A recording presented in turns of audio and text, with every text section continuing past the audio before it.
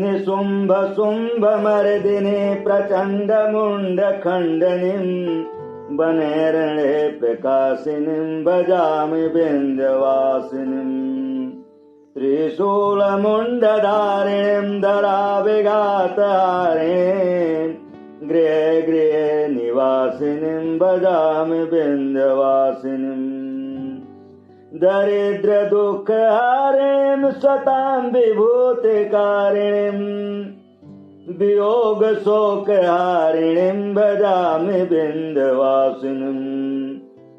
लसत् सुलोचलोचनीम् लता सदेवरप्रदाम्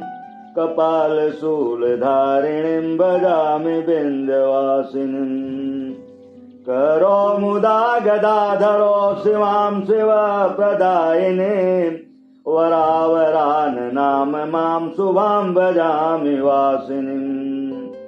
हरिषेन्द्रजामिनी प्रदं त्रिधा स्वरूपधारिणीम्